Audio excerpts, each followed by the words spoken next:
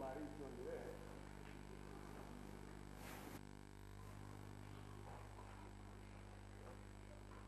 Parce qu'un jour où nous témoignons l'amour, on ne va parler que de l'amour ici, dans tous les sens.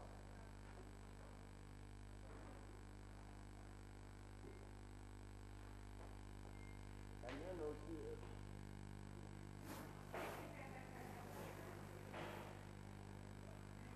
La mienne est là, hein.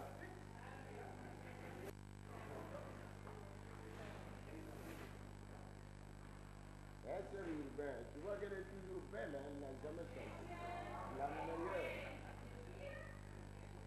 Je vous dis, moi je vieillis, mais elle ne vieillit pas. Dieu soit loué.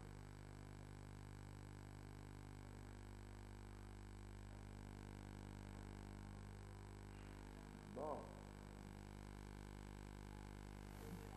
Nous allons nous lever.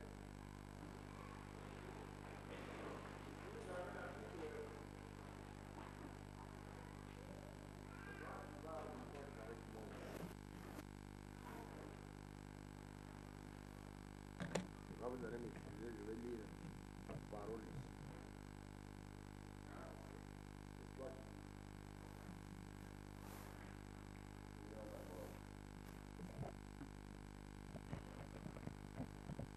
Mais il me semble qu'on nous avait posé des questions dernièrement.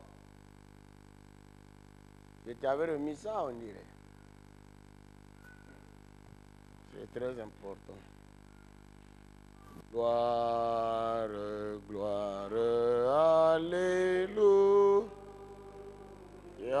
alléluia, gloire, gloire, alléluia, oh, alléluia, gloire, gloire, alléluia, que tout soit pour Jésus, la victoire est dans le sang, alléluia,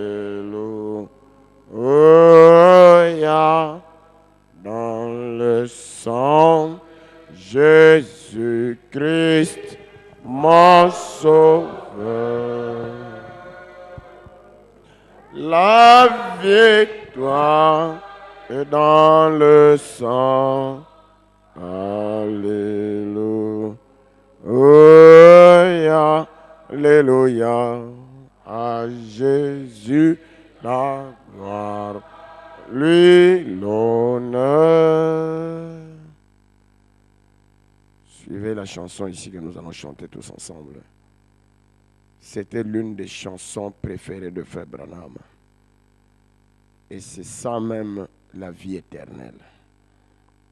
Frère Branham dit, ainsi dit le Seigneur, seul l'amour entrera. Et le mariage est basé sur l'amour. C'est par le mariage que nous testons si nous pouvons aimer.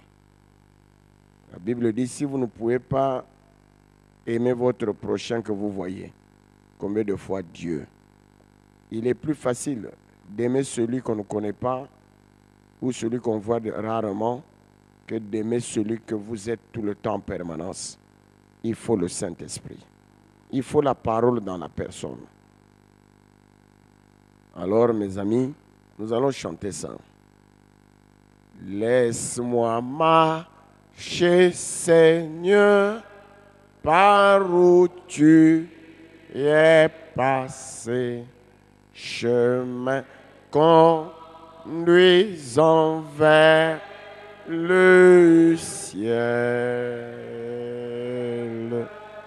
Partout donnant la joie aux gens abandonnés. Remplis-moi chaque jour d'amour. Écoutez maintenant. Notre chanson veut dire « laisse-moi ».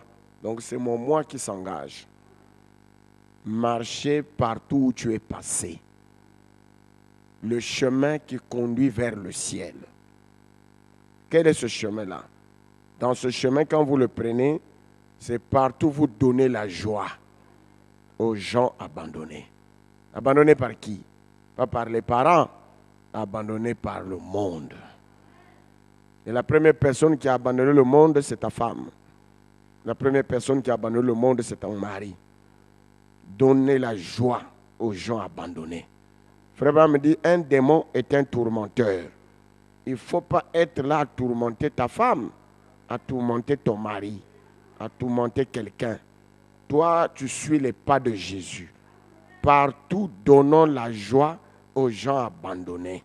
Remplis-moi chaque jour d'amour. Parce que l'amour produit la joie. Parce que dans l'amour, il y a la joie. Garde-moi à côté de mon Sauveur et guide, ne me laisse pas dans les ténèbres.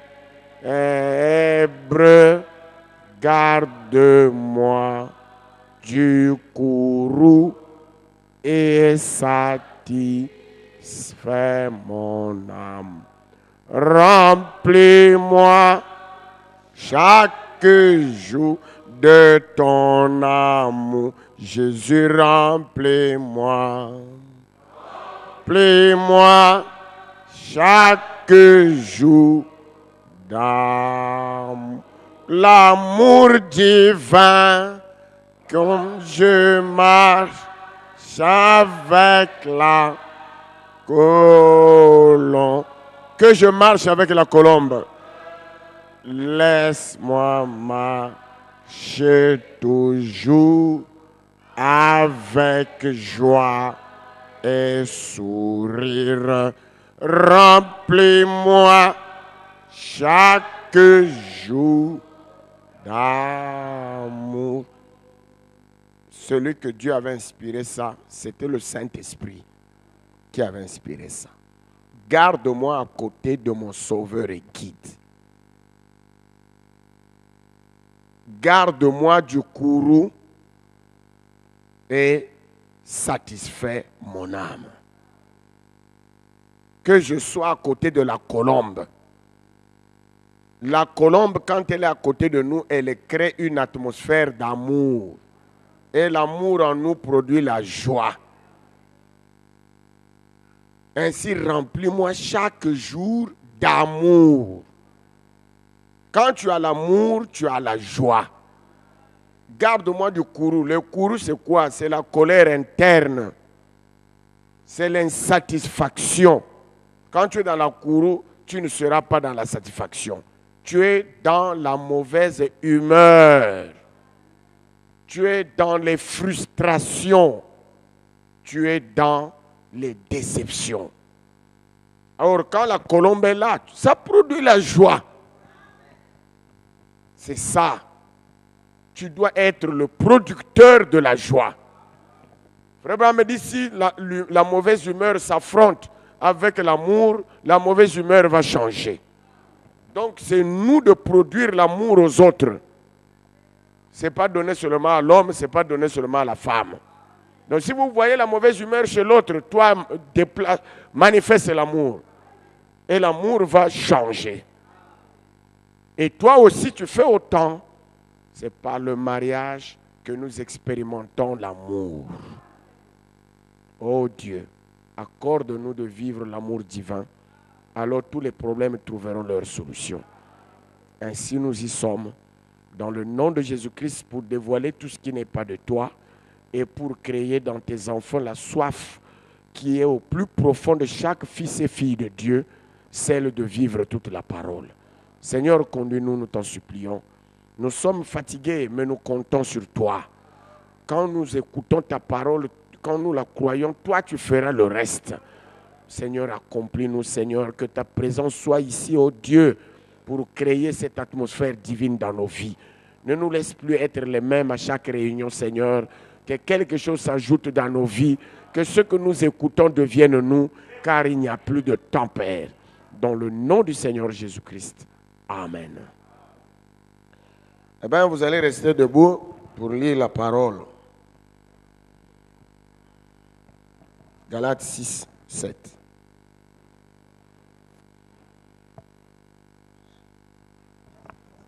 Non, tu commences par Galates 5, verset 20, non, verset 18, je crois. Hein? On a lu ça hier, Galates 5, je crois. Donc on saute. On vient en Galates 6, 7. Ne vous y trompez pas, on ne se moque pas de Dieu. C'est qu'un homme aura sémé, il le moissonnera aussi. Galates, Romains 1, de 28 à 32. Ne vous y trompez pas, on ne se moque pas de Dieu. Comment on ne se moque pas de Dieu? C'est-à-dire, on ne néglige pas la parole de Dieu sans subir. Quelqu'un ne peut pas être là se moquer. Ah, Dieu, tu es vilain, tu es ceci. Ce n'est pas ça, se moquer de Dieu. Se moquer de Dieu, c'est ne pas prendre au sérieux ce qu'il dit. 28 à 32. Comme ils ne sont pas souciés de connaître Dieu, Comme ils ne se sont pas souciés de connaître Dieu, oui. Dieu les a livrés à leur sens réprouvé. Quand vous ne prenez pas au sérieux la parole de Dieu, vous ne vous souciez pas de ça, Dieu vous laisse faire la mauvaise vie. Pour commettre des choses indignes, étant remplis de toute espèce d'injustice, Voilà. de méchanceté, de cupidité, de malice, plein d'envie, de meurtre, de querelles, de ruse, de malignité, rapporteurs, médisants, impies, arrogants, hautains, fanfarons, ingénieux au mal. Ah, ingénieux au mal. Le mot ingénierie vient du mot ingénieur. Donc, c'est-à-dire que intelligent d'une intelligence créatrice. C'est-à-dire vous êtes quelqu'un qui est inventé. Donc, un maître dans le mal. Il sait agir. Ingénieux, intelligent dans le mal. Donc, c'est ce qu'on a essayé de dire, qu'ils sont maîtres pour le mal, mais pour le bien, ils ne sont pas maîtres. Tout ce qu'on a dit là, il faut surveiller ça si ça y est dans ta vie. Amen. Allez relire ça à la maison, Romains chapitre 1, 28 à 32. Oui, lis, frère. Rebelles à leurs parents, dépourvus d'intelligence, de loyauté, d'affection naturelle, de miséricorde, et bien qu'ils connaissent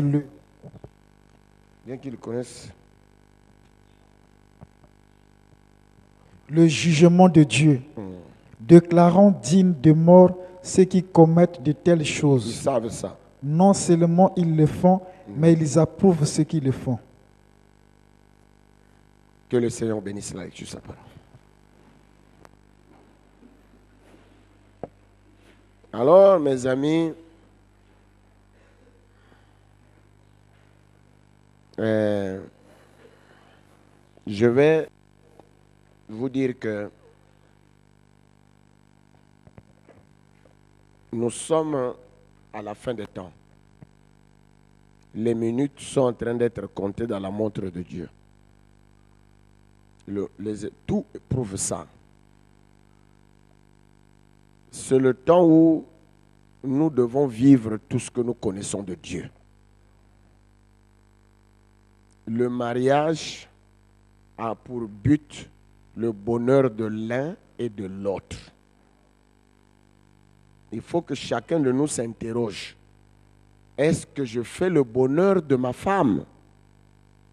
Est-ce que je fais le bonheur de mon mari? Ne vous occupez pas de ce que lui fait pour toi.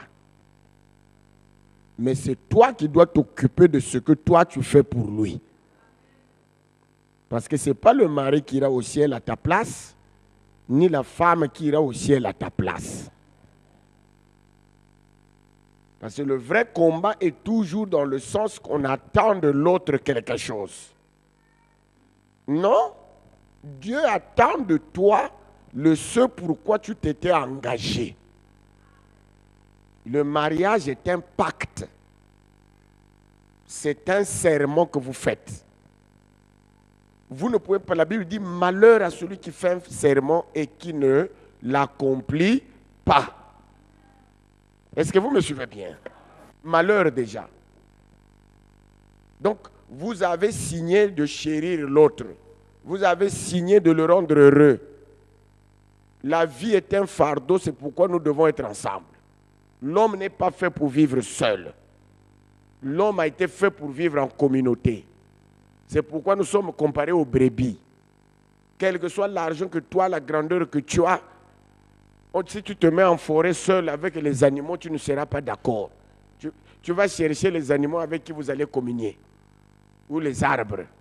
Tu es fait pour vivre à côté de quelqu'un qui veut te tenir et que tu veux tenir. Parce que nous ne venons pas au monde par parachute. Ce qui nous fait exister naturellement parlant, c'est un plaisir. C'est par un plaisir que ce corps ici vient au monde. Donc le corps a ça en lui, une conscience en lui d'être toujours touché par quelqu'un d'autre. Et si vous me suivez bien, de ne pas vivre seul. C'est pourquoi Salomon dit, celui qui trouve une femme trouve le bonheur. Celui qui trouve un homme, une femme vertueuse, trouve le bonheur. Vice versa. Et Salomon dit encore que c'est une carie quand vous trouvez celle qu'il ne vous faut pas. C'est-à-dire qui n'est pas à sa place. Pas qu'il ne vous faut pas, mais qui n'est pas à sa place. Parce que ça peut être ta femme prédestinée ou ton mari prédestiné.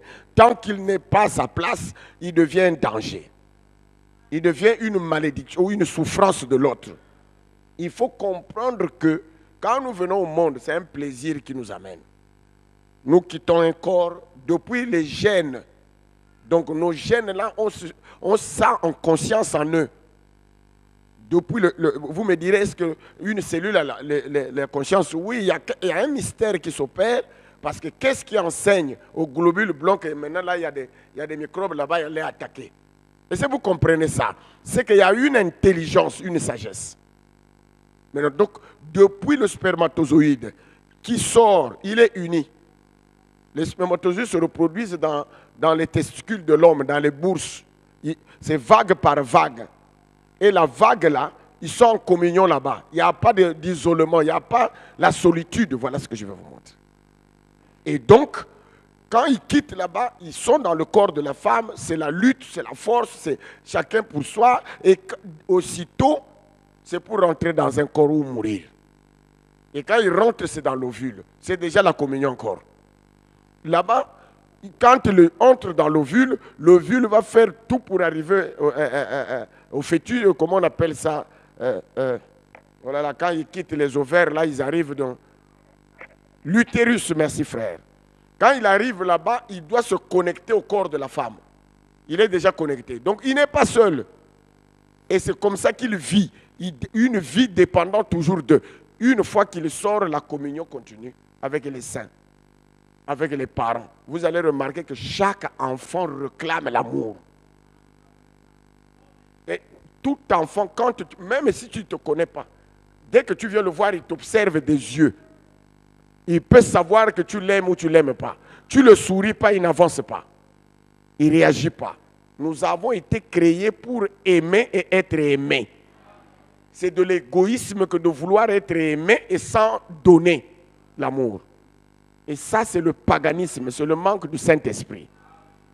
Parce que le Seigneur a dit, ce que vous voulez que les autres font pour vous, faites-le aux autres. Et nous, les maris, nous sommes la tête, les créateurs. C'est nous qui devons créer l'atmosphère que nous voulons qu'il soit dans la maison. C'est comme le pasteur doit enseigner ce que Dieu attend du croyant ou de l'église. Il doit être le modèle de ça. C'est la même chose pour le mari. C'est toi qui es le soleil qui donne la lumière. Maintenant, elle aussi doit purifier son miroir pour refléter ce que toi tu donnes. Donc, elle doit répondre par la soumission. Ainsi, une femme soumise va être comme son mari. Parce que la soumission, l'obéissance vous amène à être ce que vous obéissez. Et si vous comprenez ça. Donc, quand même les enfants grandissent là, il a toujours besoin d'un ami. Tout autour, ami. Et avec le temps, quand il commence à se séparer de l'influence des parents, il cherche un conjoint. Voilà ce soir. Tout ce que tu veux là, c'est avoir une autre femme. Quelqu'un à côté de toi. Et pourquoi vous vous mariez? Le péché, j'insiste, c'est manquer le but pour lequel Dieu a institué le mariage. Le mariage n'a pas été institué par ton père, par ta tradition, par tes tribus, ou je ne sais pas, par ta race, ou par une, je ne sais pas quelle civilisation. Le mariage a été institué par Dieu pour la première fois. Donc, ne pas obéir aux lois du mariage, c'est être dans le péché. C'est-à-dire manquer le but pour lequel Dieu vous avait institué le mariage, c'est que chacun fasse le bonheur de l'autre. Chacun soit le consolateur de l'autre. C'est un combat commun. Au lieu de se battre seul, on a un. Parce qu'en nous, il y a une attraction de quelque chose qui manque. Il y a un élément complémentaire, c'est la femme. C'est pourquoi on l'appelle aide. Aide pas devant mais derrière, soutenir. Si l'homme était complet, était suffisant, il n'aurait pas besoin d'aide. Si je peux soulever ça, est-ce que je vais dire encore, oh, viens m'aider à soulever ça? Amen. Et si tu n'es pas complet, tu n'es pas satisfait. Et donc, c'est toi qui dois enseigner, créer l'amour. Et si la femme ne s'aligne pas, tu dois l'enseigner. Et maintenant, si tu as pris une femme qui ne t'écoute pas, ça ne t'empêche, ça ne te permet pas d'être pécheur. Parce qu'avant d'aimer qui que ce soit, c'est d'abord Dieu que tu dois aimer. Tu aimeras Dieu de tout ton cœur, de toute ta pensée, de toute ton âme. Moi, je dis toujours à ma femme de ne pas m'aimer plus que Dieu. Elle aussi, elle ne peut pas m'aimer plus que Dieu. Et Dieu, c'est la parole. Amen. Donc, si elle ne fait pas ton bonheur, au moins Dieu fera ton bonheur. Si lui ne fait pas ton bonheur, toi fais ce que Dieu te demande. Dieu, lui, va être ton consolateur. C'est ça qui nous manque pour que Dieu prenne la responsabilité de celui qui t'emmerde. Souvent, nous voulons nous venger nous-mêmes. Ce n'est pas ça. Toi, vis la parole. Celui qui a dit la parole, il veille sur sa parole pour l'accomplir. Non, moi j'aime seulement, moi je fais seulement, lui il ne fait pas. Et ne t'en fais pas, Dieu veille. Toi, vis la parole. Lui, il est hypocrite, toi, sois sincère. Je peux vous prouver ça. C'est ça qui s'est passé dans le mariage de Lot. Lot vivait la parole. Mais le mal de Lot, c'est qu'il était fatigué d'enseigner sa femme. Mais Lot, lui, il était juste un homme intègre qui vivait la parole. La femme s'en foutait. Et la femme a trouvé un bon couillon à couillonner. Parce qu'il partait dans les boîtes de nuit, il revenait, il faisait tout ce qu'il voulait. Comme il voyait l'autre un homme juste, pieux, il dit, bon, ça c'est un bon monsieur à jouer avec. Et frère me dit que c'est la femme de l'autre qui avait amené l'autre en ville. Parce qu'au village où il vivait, là, sous les montagnes, ça ne valait pas parce qu'il voulait la beauté, il voulait le monde. Alors quand ils sont arrivés là-bas, l'autre n'a pas dit, bon, comme ma femme ne m'obéit pas, je casse. Non! Dieu hait le divorce. Mettez ça dans votre tête. Ce n'est pas quelqu'un qui vous a dit de vous marier, c'est vous-même. Personne ne vous avait poussé. Tu as commis l'erreur, consomme ça. Écris à celui, Dieu, parce que tu l'avais prié avant de te marier. Et c'est Dieu qui a institué le mariage. Alors même si tu n'avais pas prié, tu étais païen. C'est Dieu qui a dit qu'on doit se marier. Donc c'est à lui qu'il faut se plaindre. Amen. Donc, vous vivez la parole. Caressez votre femme. Faites-la rire. Enseignez-la. Une chose qui me vient que je ne dois pas oublier avant de quitter ce pays-ci, que vous ne devez pas oublier, c'est que vous devez veiller sur la bonne atmosphère dans le mariage. Chaque matin, regardez le visage de votre femme et de votre mari. Parce que la bataille que nous avons, c'est dans la pensée. Branham me dit, j'ai combattu à chaque pas de ma vie jusqu'à ce que j'ai mis le diable sous mes pieds, bien que je porte sur moi les entailles de l'ennemi. Donc, la bataille est dans la pensée. Quelqu'un en 2 minutes, il peut penser une chose et le visage change. Vous ne pouvez pas changer d'humeur si vous n'avez pas pensé quelque chose qui vous a fait changer d'humeur. Amen. Et soyez assez sincères. Si vous aimez votre mari ou votre femme, vous devez lui dire. Vous constatez que ça ne va pas du tout. Lui, non chérie, mais qu'est-ce qui ne va pas? Pourquoi tu as cette humeur-là? Non, non, ne cache pas, tu caches le diable. Tout ce qui est dévoilé est vaincu. Satan ne peut bien vivre que dans la cachette. Il est comme le cancre là. Tout ce que vous dévoilez est vaincu. S'il y a des cancres là pleins ici, allumons seulement la lumière, chacun va chercher où il va aller se cacher. Où il y a la lumière, il ne reste pas.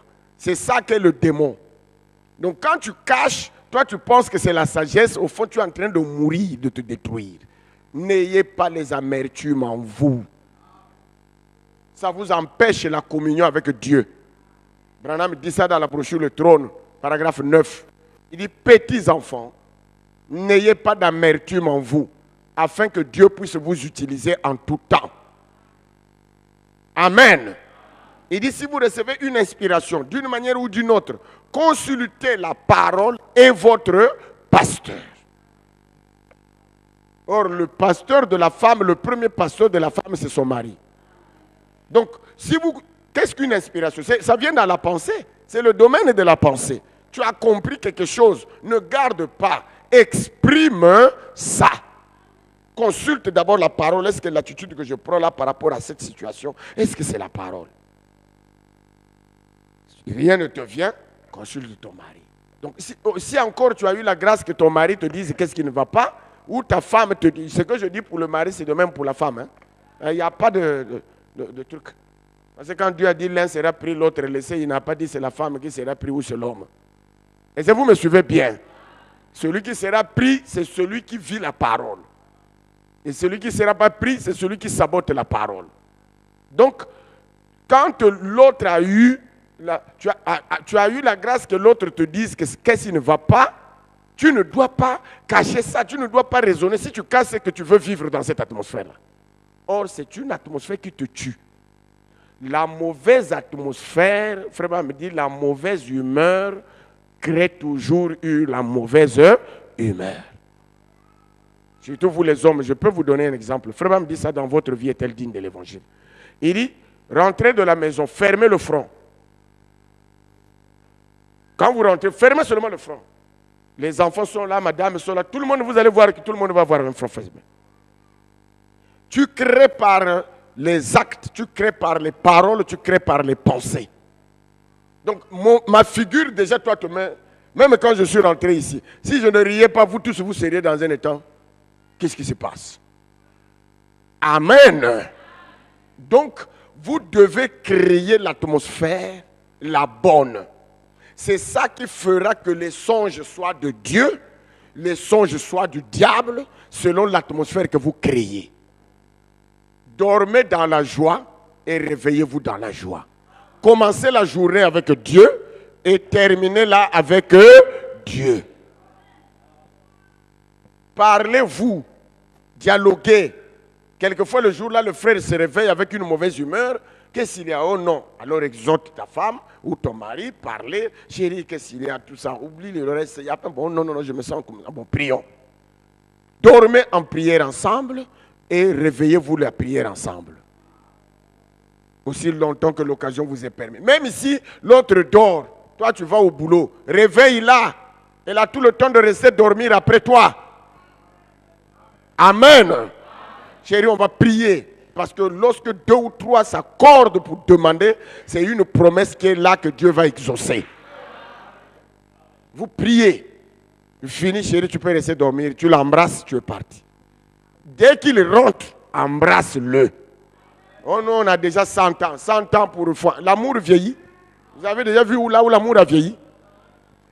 Vous pensez que c'est des petites choses. Au fond, c'est ça qui crée l'atmosphère. Veillez à ce que l'atmosphère soit toujours. C'est pourquoi on vous dit dans la parole que veillez, veillez. On veille sur quoi?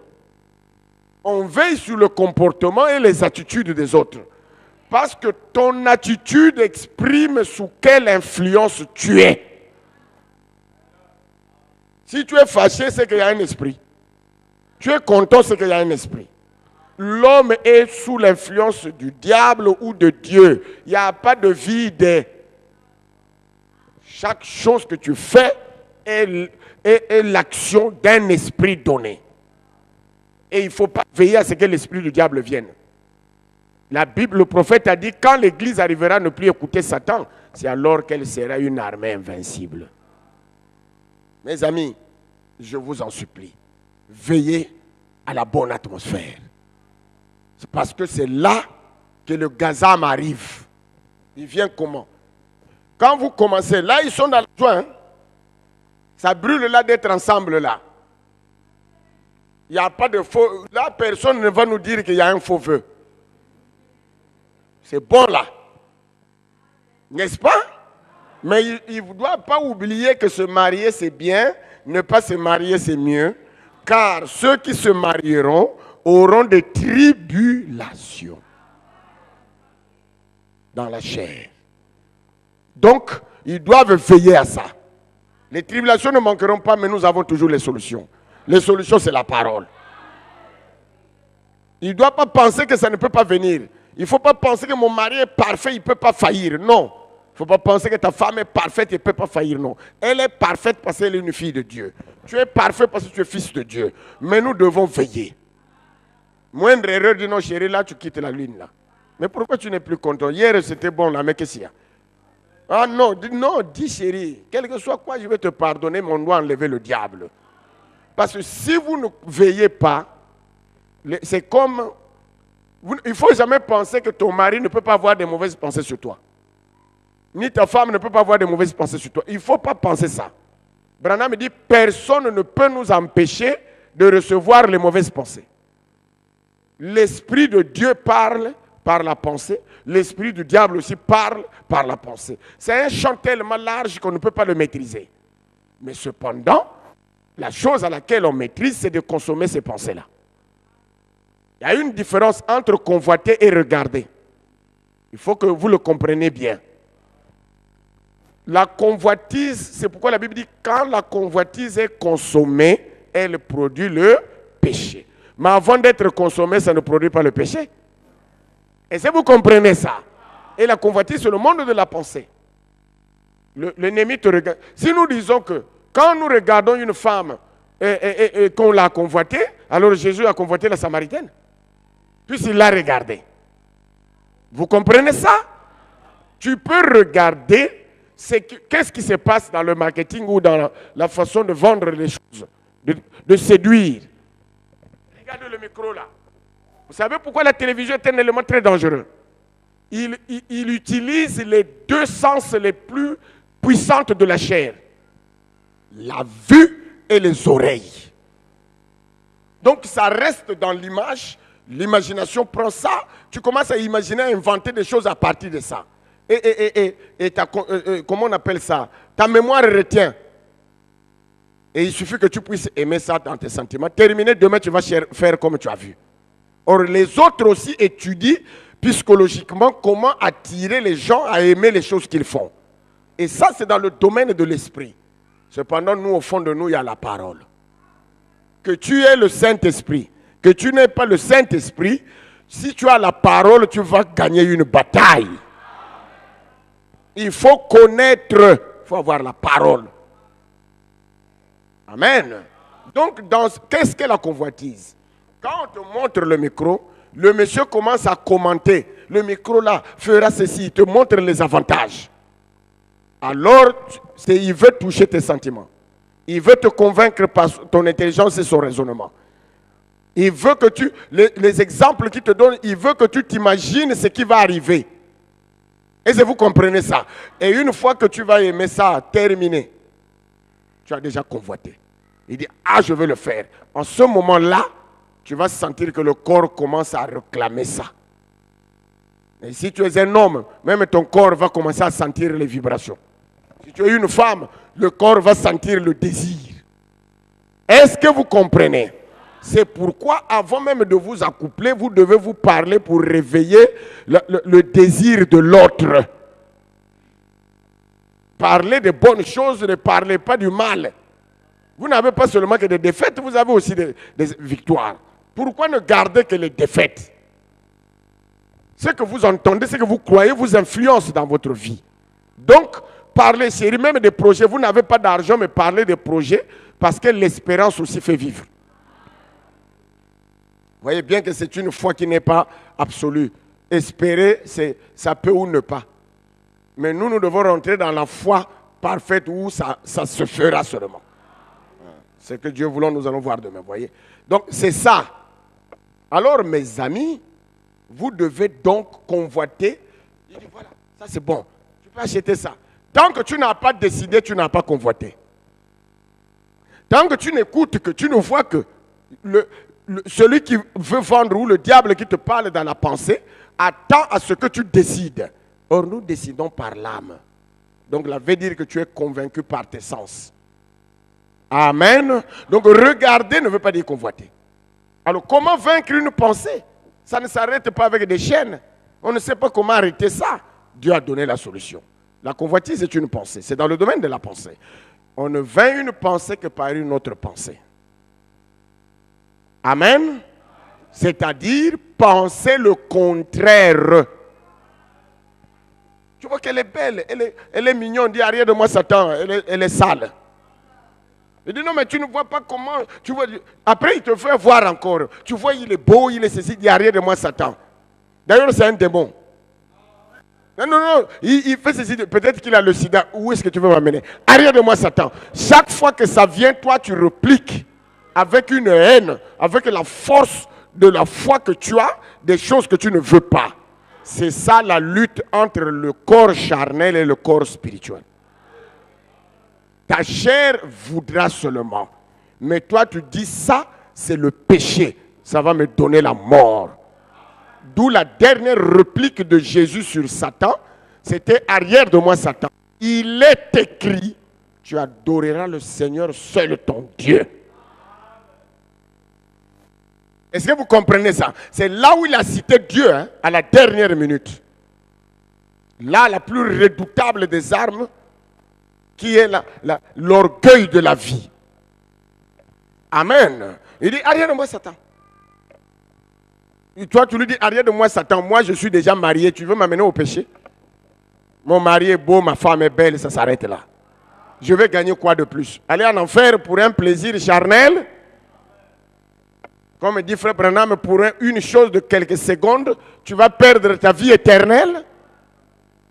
Et même le mari que tu convoites, là, toi, tu as un mari pauvre, tu veux un mari riche. Tu connais qu'est-ce qu'il y a dans le pire dans un riche? Frère, un homme qui a... Moi, j'ai géré des chrétiens riches. Mais les foyers, c'est regrettable. Un homme qui a beaucoup d'argent ne respecte même pas sa femme. Il sait que si tu pars, il peut ramasser où il veut. Vous voyez? Non, nous nous marions. Le mariage, c'est le lieu de repos. C'est le lieu où on trouve le plaisir et le repos, le bonheur. Si toi, tu ne ris pas avec ton mari ou avec ta femme, alors tu